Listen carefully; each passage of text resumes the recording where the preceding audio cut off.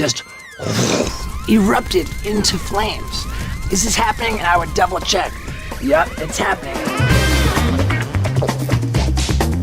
Hey everybody, I'm Steve-O, star of the upcoming movie Jackass Forever. Yeah, dude. Now let's get into a variety of psychedelic experiences, which I actually am quite proud of. The first time I really properly tripped, I was a junior in high school, and I had just been to my first Grateful Dead concert and took my first real powerful hit of LSD.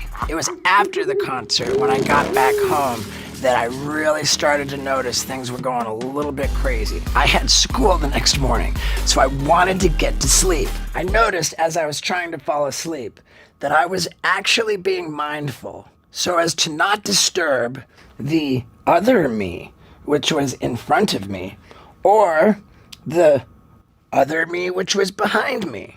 And if you're having trouble following me, what I'm telling you is that there were literally 3 of me in the same bed. And I was in the middle, being careful not to disturb either of the other 2 me's. This was the most incredible experience I had ever had in my life. I remember it so fondly. It's incredible. It was so special that I really didn't mind just laying there perfectly still and being quiet. I think the other 2 fell asleep first. I don't know. I took acid hundreds of times trying to recreate that experience, and sadly, it never did happen.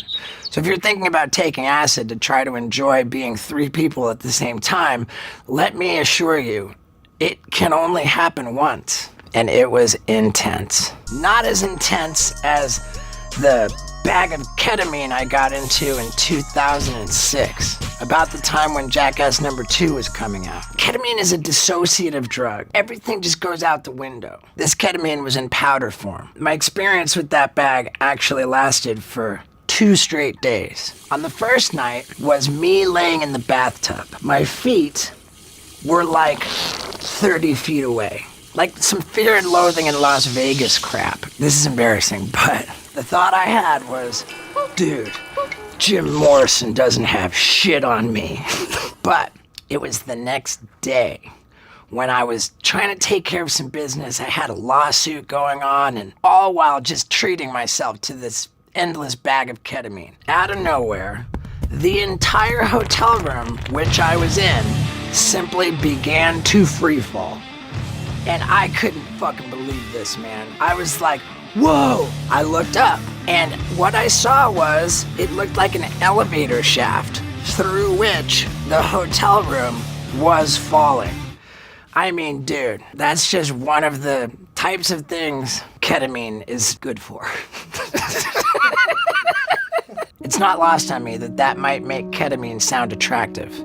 But let me also tell you that there was a time during my heavy ketamine use when the idea popped into my head, what if I couldn't breathe? Imagine having the physical experience that you can't breathe. And that idea took on a life that really upsets me to this day. I wouldn't wish it on anybody, man. Not anybody. If I'm honest, these experiences I just related to you were sort of one-offs. But when it got to the point that I was doing cocaine for days on end while inhaling nitrous oxide, to the best of my ability, I would inhale nitrous oxide to the exclusion of air. And because it's a trashy, chemically, crappy way of eroding these barriers, we open ourselves up to very low-level frequency, which I would categorize as demons. Like at one point, I was in my big swiveling office chair. This whole chair I was in just erupted into flames. I was sitting in like a throne of fire. Is this happening? And I would double check. Yup, it's happening. I thought to myself, man, I'm really killing myself with all this. You know, there's no longevity in what I'm doing. And then I remembered thinking, I don't care if I die.